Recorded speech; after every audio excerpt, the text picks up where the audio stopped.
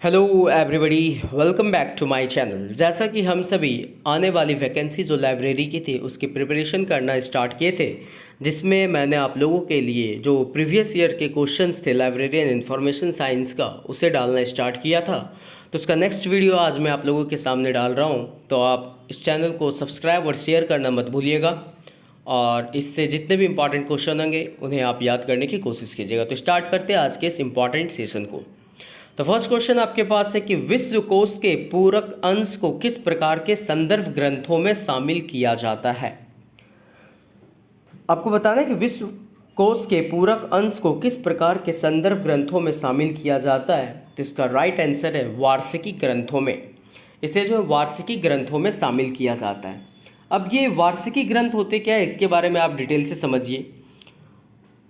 तो वार्षिकी ग्रंथ जो एक वार्षिकी डाटा का एक वार्षिक संकलन है, एक वार्षिकी डाटा का एक वार्षिक संकलन है और किसी दिए गए वर्ष के आंकड़े एक वार्षिक पुस्तक का मूल उद्देश्य देश विषय पर विशेष क्षेत्र द्वारा वर्षों की गतिविधियों को रिकॉर्ड करना है।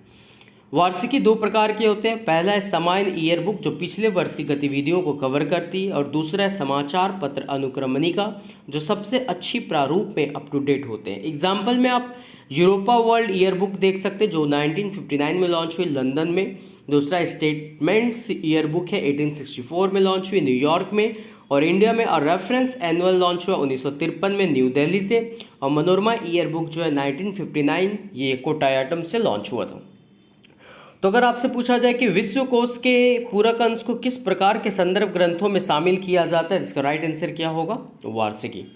नेक्स्ट क्वेश्चन है कि वर्ल्ड ऑफ लर्निंग है। वर्ल्ड ऑफ लर्निंग क्या है, तो यह एक प्रकार का निर्देशिका है। वर्ल्ड ऑफ लर्निंग क्या है, एक प्रकार का निर्देशिका है।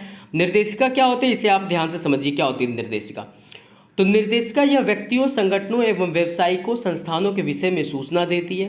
इस ग्रंथ में सूचना का व्यवस्थापन मुख्यतः वर्णानुक्रम अथवा वर्गीकृत होता है। इसमें व्यक्तियों एवं संस्थानों के पते मुख्य रूप से दिए हुए होते हैं। यह मुख्यतः दो प्रकार, संस्थागत निर्देशिता, इसमें संस्थानों से संबंधित नाम, कार्य, उद्देश्य, पता, फोन नंबर, फैक्स इत्यादि होते हैं, और व्यक्ति संबंधित निर्देशिका में इसमें व्यक्ति संबंधित नाम, पता, व्यवसाय, फोन नंबर इत्यादि होते हैं। वर्ल्ड ऑफ लर्निंग जो लंदन यूरोपा पब्लिकेशन 2006 एनुअली जो वॉल्यूम 2 था 1947 से प्रकाशित की जा रही है। किसी देश के किसी शोध संस्थान का पता लगाना हो तो वर्ल्ड ऑफ लर्निंग संदर्भ स्रोत को देखेंगे। नेक्स्ट क्वेश्चन है, निम्न में से कौन सा तृतीयक स्रोत इलेक्ट्रॉनिक स्वरूप है। तो इसका राइट आंसर होगा आपका ओपेक। ओपेक जो है वो एक तृतीयक स्रोत इलेक्ट्रॉनिक स्वरूप है। इसके डिस्क्रिप्शन में आप देखना चाहते हैं ओपेक क्या है तो आप समझिए कि ओपेक का फुल फॉर्म है online public access catalogue. Library या लाइब्रेरी के समूह द्वारा रखी गई सामग्रियों का एक ऑनलाइन डेटाबेस होता है। क्या चीज़, ओपेक।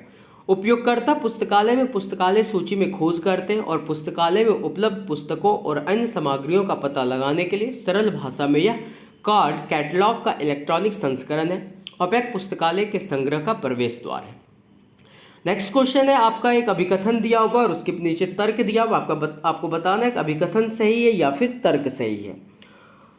तो देखते हैं हम लोग। अभिकथन कहते हैं उपभोक्ता ई जर्नल्स को अधिक मात्रा में प्राप्त कर सकते हैं। तो बिल्कुल उपभोक्ता जो है वो ई जर्नल्स को अधिक मात्रा में प्राप्त कर सकते हैं। और तर्क इसका कहता है उपभोक्ता ई जर्नल्स के उपयोग से परिचित नहीं है। तो यह कहना बिल्कुल ही गलत है। उपभोक्ता जो है वो ई जर्नल से बिल्कुल रूप से परिचित होते हैं, इसलिए तर्क जो है वो गलत दिया हुआ है। और जो अभिकथन है वो क्या है, सही है। इसके डिस्क्रिप्शन को आप देखना चाहते हैं तो हम देख सकते हैं क्या कहना चाहता है। ई जर्नल इलेक्ट्रॉनिक पत्रिकाएं जिन्हें ई जर्नल्स ई धारावाहिक के रूप में जाना जाता है। ये बौद्धिक पत्रिकाएं हैं जिन्हें इलेक्ट्रॉनिक ट्रांसमिशन के माध्यम से एक्सेस किया जा सकता है। कुछ पत्रिकाएं शुरू से ही डिजिटल होती है, वे पूरी तरह से वेब पर और एक डिजिटल प्रारूप में प्रकाशित होते हैं। लेकिन अधिकांश इलेक्ट्रॉनिक पत्रिकाओं की उत्पत्ति प्रिंट पत्रिकाओं के रूप में हुई है, जो एक प्रिंट घटक को बनाए रखते हुए एक इलेक्ट्रॉनिक संस्करण के रूप में विकसित होती है। तो अगर आपको बोला जाता है कि उपभोक्ता ई जर्नल्स के उपयोग से परिचित नहीं है तो यह कहना बिल्कुल ही गलत है। उपभोक्ता जो है वो ई जर्नल से परिचित होते हैं। नेक्स्ट क्वेश्चन है, आपको बताना है कि जेयर के पुराने नाम पर सूचना प्राप्त करने के लिए आप किस स्रोत से सूचना प्राप्त करेंगे। जेयर के पुराने नाम पर सूचना प्राप्त करने के लिए आप किस स्रोत से सूचना प्राप्त करेंगे। तो इसके ऑप्शंस दिए हुए आपका विश्वकोश, वार्षिकी, गजेटियर या निर्देशिकाएं। तो इसका राइट आंसर क्या होगा, तो फर्स्ट और थर्ड से। फर्स्ट और थर्ड से। विश्वकोश और गजेटियर से आप क्या कर सकते हैं, जेयर के पुराने नाम पर सूचना प्राप्त कर सकते हैं। इसके डिस्क्रिप्शन को आप समझिए क्या होता है। विश्वकोश क्या है, इंसाइक्लोपीडिया क्या है, तो वह कृति होती है जिसमें समस्त ज्ञान के संश्लेषण को संगठित एवं कर्म रूप में प्रस्तुत किया जाता है। यह ग्रीक भाषा के इनकाइलोसिस और पेडिया दोनों शब्दों से मिलकर बना हुआ है, जिसका संयुक्त अर्थ होता है ज्ञान चक्र। विश्वकोश पुस्तकालय के संदर्भ विभाग में रखी जाती है। वहीं गजेटियर क्या है, तो किसी मानचित्र वाली की अनुक्रमणिका को एक प्रकार का गजेटियर कहा जाता है। यह एक भौगोलिक शब्दकोश का कार्य करता है। यह भौगोलिक कोश का अंग्रेजी शब्द का पर्याय है। इसमें आमतौर पर किसी देश, क्षेत्र या महाद्वीप की भौगोलिक बनावट, सामाजिक आंकड़े और भौतिक विशेषताओं से संबंधित जानकारी होती है। यह मुख्य तौर पर वर्णानुक्रम में व्यवस्थित होता है। राष्ट्रीय गजेटियर से तात्पर्य जिसके अंतर्गत किसी देश से संबंधित भौगोलिक सूचनाओं का विवरण दिया जाता है। नेक्स्ट क्वेश्चन है कि डिक्शनरी शब्द की व्युत्पत्ति किस भाषा के शब्द से डिक्शनेरियम से हुई है। किस भाषा के शब्द से डिक्शनेरियम से हुई है, तो डिक्शनेरियम जो शब्द है वो कैसा भाषा है, ग्रीक है, लैटिन या फ्रेंच या हिब्रू है, कैसा भाषा है, तो डिक्शनेरियम जो है वो एक लैटिन भाषा है। डिक्शनेरियम एक लैटिन भाषा है, वहीं से डिक्शनरी शब्द की उत्पत्ति हुई। नेक्स्ट क्वेश्चन है, आपको अभिकथन और तर्क दिया हुआ है। तो अभिकथन कहते हैं कि वर्तमान दशक में विद्वतापूर्ण संचार के चैनल के रूप में ई संख्यिकाओं को स्वीकार कर लिया है। और तर्क कहते हैं ई प्रकाशन ने साहित्य में बहुत बड़ी मात्रा का योग किया है, परंतु शोध की गुणवत्ता को प्रभावित भी किया है। तो आपको बताना है कि अभिकथन सही है या तो फिर तर्क सही है। तो यहाँ पे आपको देखना है कि अभिकथन जो कह रहा है, अभिकथन क्या कह रहा है कि वर्तमान दशक में विद्वतापूर्ण संचार के चैनल के रूप में ई संख्याओं को स्वीकार कर लिया। अभिकथन सही है। तर्क क्या कहता है, ई प्रकाशनों ने साहित्य में बहुत बड़ी मात्रा का योग किया है, परंतु शोध की गुणवत्ता को प्रभावित किया है। तर्क भी सही है। अभी यहाँ पे जो अभिकथन है और जो तर्क है, ये दोनों के दोनों क्या है, सही है। अभिकथन भी सही है और तर्क भी सही है, लेकिन लॉजिक ये कहना चाह रहा है कि जो तर्क है वो अभिकथन की सही व्याख्या नहीं है। जो तर्क दिया हुआ है वो अभिकथन की सही तरह से व्याख्या नहीं कह रहा है। अभिकथन और तर्क दोनों तरह से सही है। नेक्स्ट क्वेश्चन है कि एस.आर. रंगनाथन के अनुसार एकस्व डैश श्रेणी के अंतर्गत आते हैं। एकस्व जो है किस श्रेणी के अंतर्गत आते हैं, तो इसका राइट आंसर है आपका नवीन परंपरागत प्रलेख के श्रेणी में आते हैं। इसके डिस्क्रिप्शन को आप समझिए कि पेटेंट को प्राथमिक स्रोत माना जाता है। इनका सूत्रपात सन 1617 में होना माना जाता है। पेटेंट एक ऐसा सरकारी प्राधिकार है जो किसी व्यक्ति या संस्था को किसी अवधि तक बेचने या उसके उपयोग करने के लिए दिया जाता है। यह एक प्रकार का आदेश होता है जिसे राज्य प्रमाण पत्र के रूप में किसी आविष्कार की घोषणा करने के लिए प्रदान करता है। ये नवीन परंपरागत प्रलेख श्रेणी के अंतर्गत आते हैं। नेक्स्ट क्वेश्चन है कि इंसाइक्लोपीडिया ब्रिटेनिका के तृतीय भाग को क्या कहते हैं, तो इसका राइट आंसर है मैक्रोपीडिया। राइट आंसर क्या होगा, मैक्रोपीडिया। इसके डिस्क्रिप्शन को समझिए। इंसाइक्लोपीडिया ब्रिटेनिका का प्रकाशन जो 1768-71 में 3 खंडों में हुआ था। फर्स्ट था माइक्रोपीडिया, यह 12 खंडों में व्यवस्थित था जिसमें लगभग 1 लाख तथ्यपूर्ण लेख समाहित किए गए। यह खंड अक्रादिक्रमक में व्यवस्थित है, इसे रेडी रेफरेंस एंड इंडेक्स कहा जाता है। सेकेंड आया मैक्रोपीडिया, 17 खंडों में व्यवस्थित, यह गहन अथवा विस्तृत ज्ञान का संकलन है। यही कारण है कि इसे नॉलेज इन डेप्थ कहा जाता है। 1938 से निरंतर प्रत्येक वर्ष Britannica book of the year का प्रकाशन किया गया। लास्ट है आपका प्रोपीडिया। प्रोपीडिया एक खंड में व्यवस्थित है। यह मैक्रोपीडिया का मार्गदर्शक है जो पाठक को विश्वकोश से मात्र सतही परिचय कराता है और उसे अपने वांछित सूचना प्राप्त करने का निर्देश देता है। प्रोपीडिया 10 ज्ञान खंडों में विभाजित किया जाता है। नेक्स्ट क्वेश्चन आपसे पूछा जा रहा है, किसी निश्चित जगह की सूचना प्राप्त करने हेतु उपयुक्त संदर्भ स्रोत है, कौन सा है बताइए। तो इसका राइट आंसर होगा गजेटियर। गजेटियर जो है किसी निश्चित जगह की सूचना प्राप्त करने हेतु उपयुक्त संदर्भ स्रोत है। अब गजेटियर के बारे में आप पहले भी जान चुके हैं। नेक्स्ट क्वेश्चन की ओर बढ़ते हैं कि पैम्पलेट्स किस सूचना स्रोत के अंतर्गत आता है। पैम्पलेट्स जो है किस सूचना अंतर्गत क्या आता है, तो प्राथमिक। पैम्पलेट्स जो है वो प्राथमिक सूचना स्रोत के अंतर्गत आता है। अब इसको समझिए कि इसके अंतर्गत बहुत सारी चीजें आता है पैम्पलेट्स में। तो प्राथमिक सूचना स्रोत वे प्रलेख जिनमें मौलिक शोध के निष्कर्ष तथा उन निष्कर्षों के उद्योग एवं तकनीक के क्षेत्र में उपयोग संबंधी सूचना प्रथम बार प्रकाशित होती है। इस प्रकार के प्रलेख नवीन ज्ञान को प्रदर्शित करते हैं। इसमें निम्नलिखित प्रलेख शामिल होते हैं। प्राथमिक सूचना स्रोत में क्या क्या आएंगे देखिए, तो शोध प्रतिवेदन, सम्मेलन की कार्यवाही, व्यावसायिक साहित्य, शोध पत्रिका, रिपोर्ट, आधिकारिक प्रकाशन, मानक, शोध प्रबंध, एकस्व, अप्रकाशित स्रोत, मानचित्र और चार्ट, शोध मोनोग्राफ, पांडुलिपियाँ, समाचार पत्र, हस्तलिखित लेख और पर्चे, ये सारे के सारे जो पैम्पलेट्स के अंतर्गत आएंगे। ठीक है, ये क्वेश्चन याद रखिएगा आप, इतना ऑप्शन याद रखिएगा कि पैम्पलेट्स में आपसे पूछ लिया जाएगा किस सूचना के स्रोत के अंतर्गत आते हैं, तो पैम्पलेट्स जो है प्राथमिक सूचना स्रोत के अंतर्गत आते हैं। नेक्स्ट क्वेश्चन है इंसाइक्लोपीडिया ब्रिटानिका का प्रकार है कैसा प्रकार है? इंसाइक्लोपीडिया ब्रिटानिका का कैसा प्रकार है? तो एक सामान्य विश्वकोश का प्रकार है। इंसाइक्लोपीडिया ब्रिटानिका जो है वह सामान्य विश्वकोश का प्रकार है। इंसाइक्लोपीडिया ब्रिटानिका के बारे में आप पहले इसे जस्ट पीछे वाले पेज में आप पढ़ चुके हैं। नेक्स्ट क्वेश्चन देखते हैं कि जर्नल किस प्रकार का स्रोत है? जर्नल जो है वो किस प्रकार का स्रोत है? तो यह प्राथमिक सूचना स्रोत है। जर्नल जो है वह प्राथमिक सूचना स्रोत है जर्नल। नेक्स्ट क्वेश्चन है नई इंसाइक्लोपीडिया ब्रिटानिका में डैश भाग है, कितने भाग है? तो 3 भाग है। नई इंसाइक्लोपीडिया ब्रिटानिका में 3 भाग है। इंसाइक्लोपीडिया ब्रिटानिका का प्रथम संस्करण 1768 में dictionary of art science and general literature के नाम से प्रकाशित किया गया था। इसका 15वां संस्करण 1974 को संशोधित शीर्षक के साथ न्यू इंसाइक्लोपीडिया ब्रिटानिका के रूप में प्रकाशित किया गया था। इंसाइक्लोपीडिया ब्रिटानिका के निम्न भाग है। अभी आपने देखा जस्ट पिछले स्लाइड में क्या क्या देखा, माइक्रोपीडिया देखा, मैक्रोपीडिया और प्रोपीडिया देखा था। ये 3 चीज आपने देखा था, आप वहां से इसको रिकॉल कर लीजिएगा। नेक्स्ट क्वेश्चन है कि दस्तावेज का अनुवाद है। दस्तावेज का जो अनुवाद है वह कैसा अनुवाद है?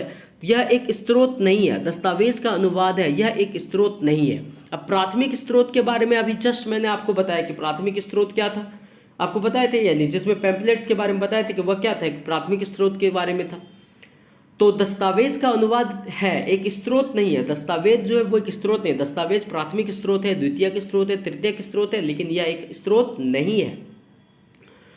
प्राथमिक स्रोत क्या होता है? कोई भी सूचना या ज्ञान जो प्रथम बार प्रकाशित होता है प्राथमिक स्रोत होते हैं, अर्थात जिन प्रलेखों में मौलिक स्रोत होते हैं, अर्थात जिन प्रलेखों में मौलिक शोध के निष्कर्ष तथा उन निष्कर्षों के उद्यम एवं तकनीकी क्षेत्र में उपयोग संबंधी सूचना प्रथम बार प्रकाशित होते हैं, जैसे पत्रिकाएं, शोध प्रतिवेदन, एकस्व मानक शोध प्रबंध, सम्मेलन, कार्यवाही आदि।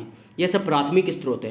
द्वितीयक स्रोत में क्या है? प्राथमिक स्रोतों को संदर्भित करने के लिए संग्रहित की जाने वाली सामग्री द्वितीयक कहलाती है। यह सामग्री एक निश्चित योजना के अंतर्गत व्यवस्थित होती है, जैसे सारकरण, अनुक्रमणीकरण पत्रिकाएं, प्रगति शिक्षा संदर्भ पुस्तक, कोश, विश्वकोश, हस्तपुस्तिका, तालिकाएं, विषय पुस्तक प्रबंध। तृतीयक स्रोत में क्या आता है? सूचना के स्रोत जो कि पाठक को प्राथमिक एवं द्वितीयक स्रोत उपयोग करने हेतु सहायता करते हैं, तृतीयक स्रोत कहलाता है, जैसे निर्देशिकाएं, शब्दकोश, वार्षिकी, साहित्यिक मार्गदर्शिकाएं, शोध, प्रगति सूचनाएं, ग्रंथ सूचियों की सूची।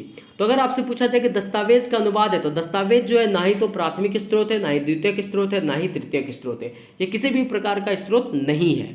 नेक्स्ट क्वेश्चन है कि पेटेंट को किस रूप में माना जाता है? पेटेंट के बारे में आप पहले भी पढ़ चुके हैं, तो पेटेंट को हम लोग प्राथमिक स्रोत के रूप में जानेंगे। किसके बारे में? प्राथमिक स्रोत के बारे में।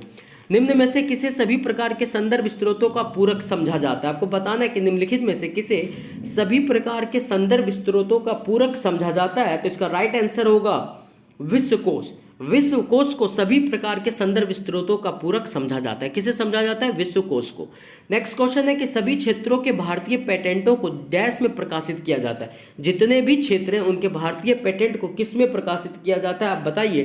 तो इन सभी को भारतीय राजपत्र भाग 3 में प्रकाशित किया जाता है। किस में किया जाता है? भारतीय राजपत्र भाग 3 में।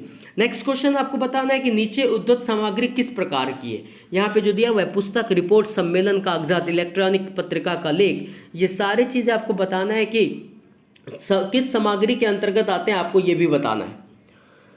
नीचे उद्धृत सामग्री आपको बताने की किस प्रकार में आते हैं, तो ये सारे के सारे किस में आएंगे? इलेक्ट्रॉनिक पत्रिका का एक लेख है, efficient blocking method for a large scale citation matching Mateusz फेड्रोसेट एंड ल्यूकास बॉलिक्वाइस्की यूनिवर्सिटी ऑफ वर्सा पोलैंड। ये सारे के सारे क्या है? तो ये इलेक्ट्रॉनिक पत्रिका का क्या है? एक लेख है।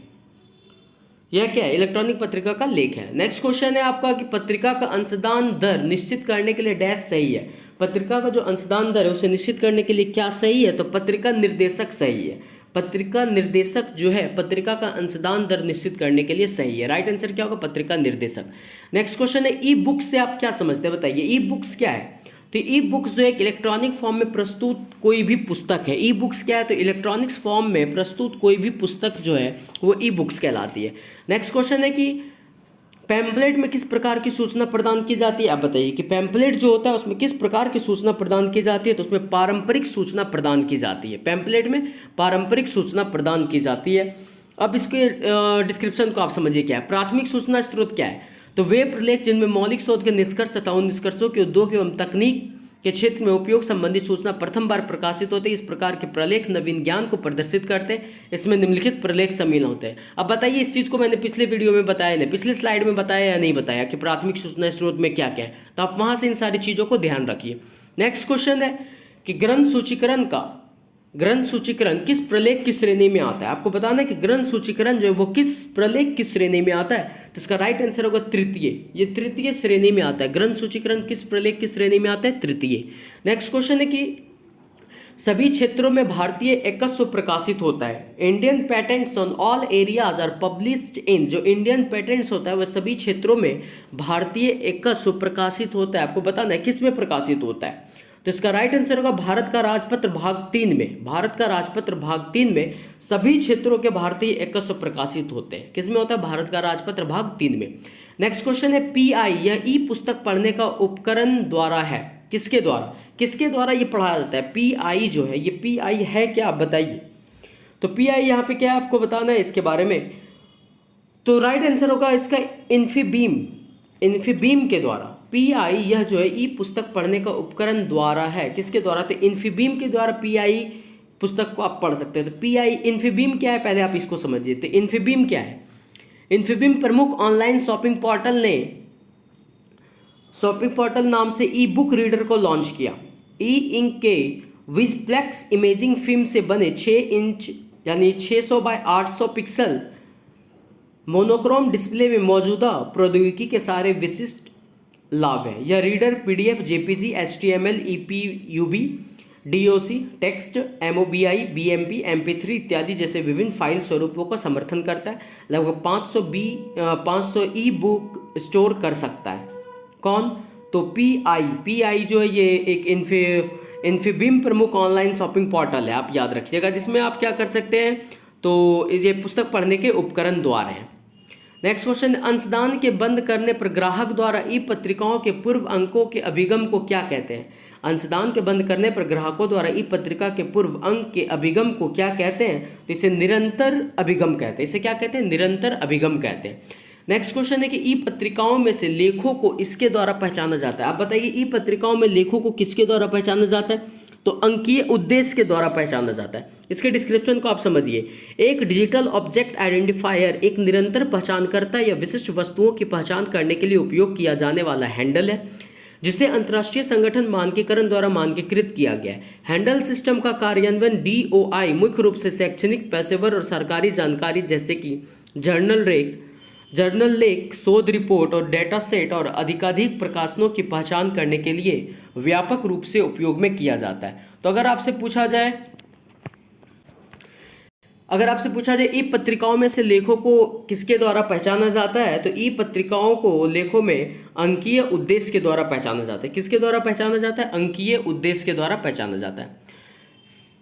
नेक्स्ट क्वेश्चन है आपका डीओएजी क्या है। डीओएजी जो है वो है क्या, आपको बताना है। तो डीओएजी एक प्रकार का डायरेक्टरी है। अब डीओएजी आप समझिए क्या होता है। तो डीओएजी का फुल फॉर्म है directory of open access general.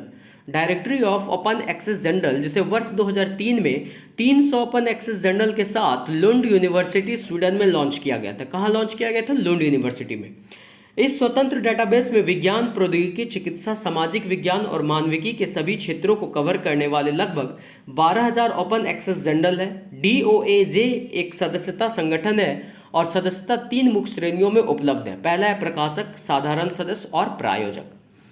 Next question आपसे पूछा, निम्नलिखित में से कौन सा कथन ई पत्रिकाओं के बारे में सच नहीं है। आपको बताना है इनमें से कौन सा प्रकथन जो है, कथन ई पत्रिकाओं के बारे में सच नहीं है।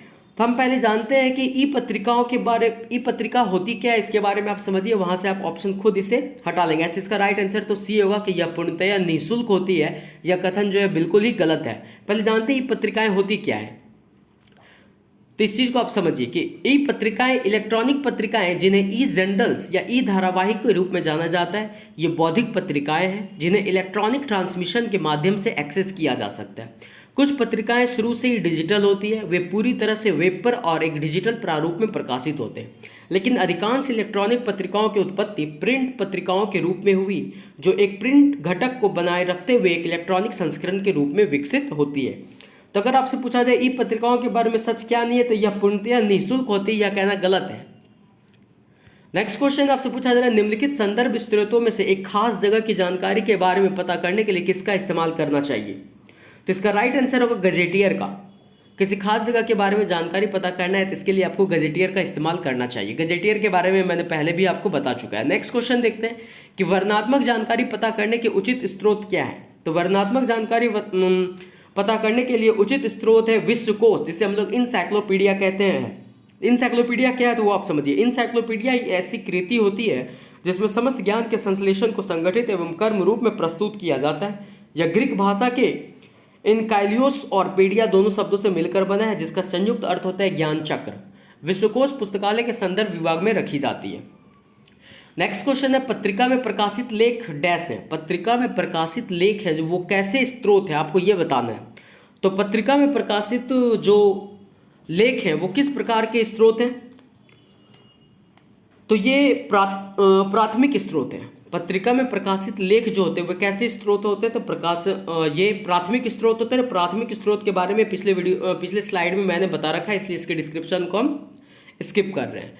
नेक्स्ट क्वेश्चन है कि सीखने की दुनिया एक है। World of learning is a way. सीखने की दुनिया क्या है? तो सीखने की दुनिया जो एक निर्देशिका है। सीखने की दुनिया को हम लोग क्या कहते हैं? वह एक निर्देशिका है। इसको आप समझिए निर्देशिका क्या होता है। वैसे भी आपको डायरेक्टरीज के बारे में बताया है मैंने।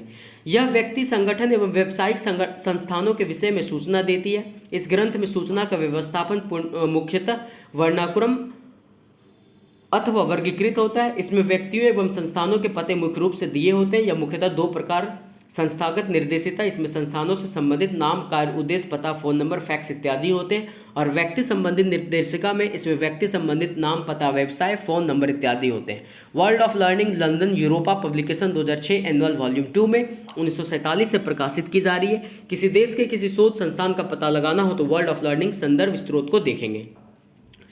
नेक्स्ट क्वेश्चन है, इनमें से क्या भाषा शब्दकोशों में शब्द उपचार का एक भाग नहीं है? आपको बताना है इनमें से क्या भाषा शब्दकोशों में शब्द उपचार का एक भाग नहीं है। तो इसका राइट आंसर है भाषांश। भाषांश जो है शब्द उपचार नहीं है। अब शब्दकोश क्या है समझिए। शब्दकोश सभी प्रकार के पुस्तकालयों में सबसे अधिक उपयोग किए जाने वाले संदर्भ स्रोत है। यह छात्रों, शिक्षकों और शोधकर्ताओं द्वारा संदर्भित सबसे आम संदर्भ स्रोतों में से एक है। शब्दकोश शब्दों के बारे में जानकारी प्रदान करता है। इसका उपयोग आमतौर पर भाषा के शब्द को परिभाषित करने के लिए किया जाता है। नेक्स्ट क्वेश्चन है, विश्वकोश अमेरिकाना के कितने अंक हैं? विश्वकोश अमेरिकाना के कितने अंक हैं? तो इसका राइट आंसर है 30 अंक है। इंसाइक्लोपीडिया अमेरिकाना अंग्रेजी भाषा के सबसे बड़ी सामान्य विश्वकोशों में से एक है। ग्रेलियन 2000 के अधिग्रहण के बाद स्कोलास्टिक द्वारा विश्वकोश का निर्माण किया गया। विश्वकोश में 45,000 से अधिक लेख हैं, 9,000 से अधिक ग्रंथ हैं और 1,50,000 क्रॉस रेफरेंस है, 1200 मैप्स है और 4500 black and the white line art और कलर इमेज शामिल है। इसमें 680 फैक्ट बॉक्स भी है। 30 वॉल्यूम प्रिंट सेट के रूप में लंबे समय से उपलब्ध इंसाइक्लोपीडिया अमेरिकाना को अब तक ऑनलाइन विश्वकोश के रूप में विपणन किया जाता है। इसका अंतिम प्रिंट संस्करण 2006 में प्रकाशित हुआ था। इसका प्रथम ऑनलाइन प्रकाशन 1997 में किया गया था। नेक्स्ट क्वेश्चन है कि इनमें से किसने सूचना स्रोतों को व्यवहारिक, गैर व्यवहारिक, नव्य व्यवहारिक और सूक्ष्म दस्तावेज के रूप में वर्गीकृत किया था?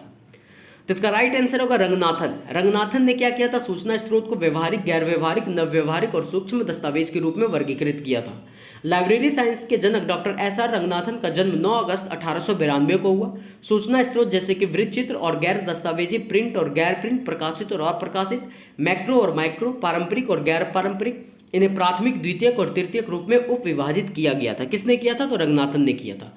नेक्स्ट क्वेश्चन है, शोध पत्रिकाओं में प्रकाशित लेख डैश होते हैं। शोध पत्रिकाओं में जो प्रकाशित लेख होते हैं वो क्या होते हैं, कैसे स्रोत होते हैं? तो राइट आंसर होगा इसका दी, वो सारे के सारे प्राथमिक स्रोत होते हैं, प्राइमरी इंफॉर्मेशन सोर्स होते हैं। और ये प्राथमिक सूचना स्रोत के बारे में मैंने पिछले स्लाइड पे आपको बता रखा है, इसलिए नेक्स्ट क्वेश्चन की ओर मूव करते हैं।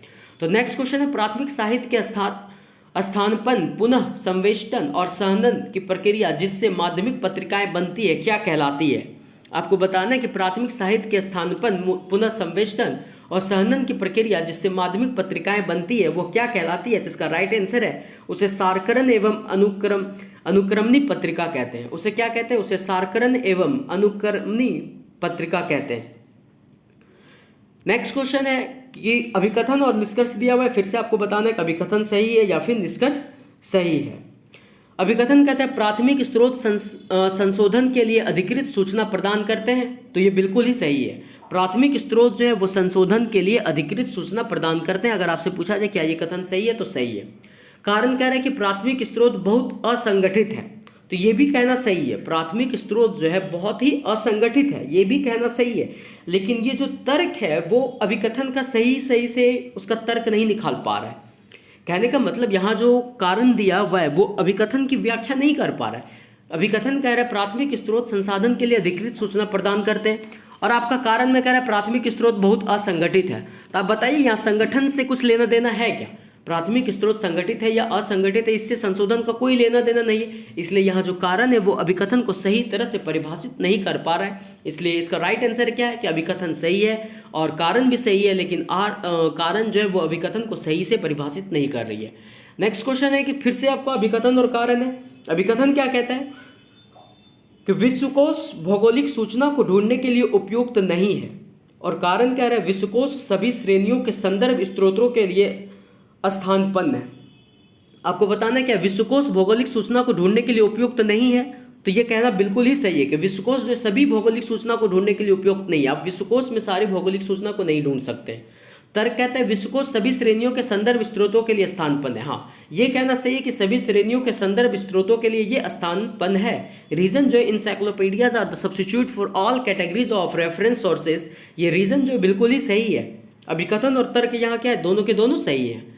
नेक्स्ट क्वेश्चन है निम्नलिखित में से कौन विश्वकोश जैसी सूचना नहीं देता है? आपको बताना है निम्नलिखित में से कौन विश्वकोश जैसी सूचना नहीं देता है। तो इसका राइट आंसर है संघों का विश्वकोश, इंसाइक्लोपीडिया ऑफ एसोसिएशंस। संघों का विश्वकोश जो है वो विश्वकोश जैसी सूचना नहीं देता है। नेक्स्ट क्वेश्चन आपसे पूछा जा रहा है कि ई जर्नल आलेखों की पहचान किसकी सहायता से की जाती है? ई जर्नल आलेखों की पहचान किसकी सहायता से की जाती है? तो इसका राइट आंसर है डिजिटल ऑब्जेक्ट आइडेंटिफायर से। डिजिटल ऑब्जेक्ट आइडेंटिफायर के द्वारा हम लोग ई जर्नल आलेखों की पहचान कर सकते हैं। अब डिजिटल ऑब्जेक्ट आइडेंटिफायर क्या है उसे समझिए। तो डिजिटल ऑब्जेक्ट आइडेंटिफायर की सहायता से ई जर्नल आलेखों की पहचान की जा सकती है। ई जर्नल एक प्रकार का इलेक्ट्रॉनिक जर्नल होता है जो ऑनलाइन उपलब्ध होता है, जिससे हम ई जर्नल आलेखों को प्राप्त कर सकते हैं। नेक्स्ट क्वेश्चन है आपको मैचिंग करना है। लिस्ट ए और लिस्ट बी में कुछ दिए हुए आपको मैच करना है कि डायरेक्टरी, वार्षिकी और बिब्लियोग्राफी और समाचार पत्र डाइजेस्ट किनके साथ मैच करेंगे। तो इसको हम आपको डायरेक्ट आंसर पे लेके चलते हैं, वहां से आप इजी वे में इसको समझ पाएंगे। तो डायरेक्टरी क्या है? तो वो इंसाइक्लोपीडिया ऑफ एसोसिएशंस है। इंसाइक्लोपीडिया ऑफ एसोसिएशंस को हम लोग डायरेक्टरी कहते हैं। इन्फॉर्मेशन प्लीज एल्मेनेक को हम लोग एनुअल्स कहते हैं। इन्फॉर्मेशन प्लीज एल्मेनेक को हम लोग क्या कहते हैं? एनुअल्स कहते हैं। और पब्लिशर्स वीकली को हम लोग बिब्लियोग्राफी कहते हैं। पब्लिशर्स वीकली को क्या कहते हैं? बिब्लियोग्राफी कहते हैं। और casings record of the world events को हम लोग न्यूज़पेपर डाइजेस्ट कहते हैं। Casing record of the world events को हम लोग न्यूज़पेपर डाइजेस्ट कहते हैं। नेक्स्ट क्वेश्चन आपसे पूछा जा रहा है कि बैक वॉल्यूम के लिए ई जर्नल के प्रवेश को क्या कहते हैं? बैक वॉल्यूम के लिए ई जर्नल के प्रवेश को क्या कहते हैं? तो इसका राइट आंसर है परपेचुअल प्रवेश। बैक वॉल्यूम के ई जर्नल के प्रवेश को हम लोग क्या कहते हैं? परपेचुअल प्रवेश। अब बैक वॉल्यूम समझने क्या होता है? तो बैक वॉल्यूम्स के ई जर्नल्स के प्रवेश को परपेचुअल प्रवेश कहते हैं। रैंडम एक्सेस कंप्यूटर डाटा संग्रहण का एक रूप है। आज यह एक एकीकृत परिपथ का रूप धारण करती है जो संग्रहित डाटा को किसी भी क्रम में अर्थात जो इच्छा हो या यादृच्छिक अभिगमित होने की अनुमति प्रदान करता है। रेट्रोस्पेक्टिव एक्सेस क्या है? तो यह लैटिन शब्द रेट्रोस्पेक्टेयर से बना है जिसका अर्थ है लुक बैक। यह सामान्यतः पीछे देखता है, जो किसी स्थान या कार्य पर घटनाएं घटी होती है उसी को भूत में प्रस्तुत करता है। नेक्स्ट क्वेश्चन है कि ऑन फाइल को निम्न समूह के अंतर्गत रखा जा सकता है। ऑन फाइल जो है उसको किस समूह के अंतर्गत रखा जा सकता है? जैसे प्राथमिक स्रोत के अंतर्गत रखा जा सकता है। प्राइमरी सोर्स के अंतर्गत आप ऑन फाइल को रख सकते हैं। नेक्स्ट क्वेश्चन आपका फिर से अभिकथन और तर्क दिया हुआ है, आपको बताना है अभिकथन सही या फिर तर्क सही है। अभिकथन कहता है कि शोध रिपोर्ट, अभिकथन को ध्यान से समझिए कि अभिकथन क्या कहना चाह रहा है। अभिकथन कहता है शोध रिपोर्ट तैयार करते समय तकनीकी लेखन मानक स्टाइल, मैनुअल और उद्धरण मानक अनिवार्य होता है। आपसे क्या पूछा गया कि अभी शोध रिपोर्ट तैयार करते समय तकनीकी लेखन, मानक स्टाइल मैनुअल और उद्धरण मानक अनिवार्य होता है। तो जी हाँ, ये बिल्कुल ही सही बता रहा है कि शोध रिपोर्ट तैयार करते समय तकनीकी लेखन जो है मानक स्टाइल मैनुअल और उद्धरण मानक अनिवार्य होता है। तर्क क्या कहता है कि शोध रिपोर्ट की संरचना को मानकीकृत करने से उसका मूल्य बढ़ता है। तो जी हाँ, यह भी बिल्कुल सही है कि शोध रिपोर्ट की संरचना को मानकीकृत करने के बाद उसका मूल्य क्या होता है, बढ़ता है। तो अभिकथन और तर्क यहाँ पे क्या है, सही है, आप ध्यान रखिएगा। नेक्स्ट क्वेश्चन आपसे पूछा जाए, प्राथमिक साहित्य के प्रतिनिधित्व, रीपैकेजिंग और संक्षिप्तीकरण की प्रक्रिया जिसके परिणाम स्वरूप द्वितीय पत्रिकाओं का सृजन होता है वह क्या कहलाता है, आपको बताना है। तो इसका राइट आंसर है पत्रिकाओं का सार तैयार करना और अनुक्रमणिका बनाना। इसे हम लोग क्या कहते हैं, पत्रिकाओं का सार तैयार करना और अनुक्रमणिका बनाना। अगर आपसे पूछा गया प्राथमिक साहित्य के प्रतिनिधित्व, रीपैकेजिंग और संक्षिप्तीकरण की प्रक्रिया जिसके परिणाम स्वरूप द्वितीय पत्रिकाओं का सृजन होता है वह क्या कहलाता है, तो वह पत्रिकाओं का सार तैयार करना और अनुक्रमणिका बनाना कहलाता है। नेक्स्ट क्वेश्चन अगर पूछा गया, फिर से आपको मैचिंग करना है, सूची 1 और सूची 2 को मैच करना है। तो इससे हम क्या करते हैं, इसको आपको डायरेक्ट ऑप्शन पे लेके चलते हैं, वहाँ से आप इजी वे में इसको समझ पाएंगे। तो विश्वविद्यालय में विद्यार्थियों का नामांकन किससे मैच होगा, निर्देशिका के साथ। विश्वविद्यालय में विद्यार्थियों का नामांकन क्या कहलाता है, एक निर्देशिका है। डेनमार्क का मौसम क्या है, तो ये एक भौगोलिक स्रोत बताता है। वर्ष 2011 के विश्व पुस्तक मेले में विदेशियों की संख्या क्या बताता है, तो वार्षिकीय पुस्तक बताता है। और चीन के अस्पताल की संख्या क्या बताता है, तो सांख्यिकीय स्रोत बताता है। इसमें आपको याद एक ही रखना है कि वर्ष 2011 के विश्व पुस्तक मेले में विदेशियों की संख्या क्या बताएगा, तो यह वार्षिकीय पुस्तक बतलाएगा। और 3 आप इजी वे में समझ सकते हैं कि डेनमार्क का मौसम क्या बताएगा, एक भौगोलिक स्रोत बताएगा। चीन के अस्पताल की संख्या क्या बताएगा, तो सांख्यिकीय स्रोत बताएगा। नेक्स्ट क्वेश्चन आपसे पूछा जा रहा है, world directory of sources of patents किसके द्वारा प्रकाशित होता है, तो इसका राइट आंसर होगा बी, WIPO के द्वारा। WIPO के द्वारा क्या होता है, world directory of sources of patents प्रकाशित किया जाता है। अब WIPO क्या है, इसके बारे में आप समझिए कि WIPO world directory of sources of patents, विपो जिसका फुल फॉर्म क्या है, world intellectual property organization. Full form क्या है, वर्ल्ड इंटेलेक्चुअल प्रॉपर्टी ऑर्गेनाइजेशन, जिसके द्वारा प्रकाशित होता है। विश्व बौद्धिक संपदा संगठन की स्थापना 1967 में हुई और इसका मुख्यालय जिनेवा स्विट्जरलैंड में स्थित है। आपसे अगर पूछा जाएगा विश्व बौद्धिक संपदा संगठन की स्थापना कब हुई, 1967 में, और इसका मुख्यालय पूछा जाए तो जिनेवा स्विट्जरलैंड में स्थित है। Thank you. नेक्स्ट डे आपको नेक्स्ट लाइब्रेरी के टॉपिक्स मिलेंगे इस चैनल पर। यदि आप नए हैं तो चैनल को सब्सक्राइब और शेयर करना मत भूलिएगा। Thank you.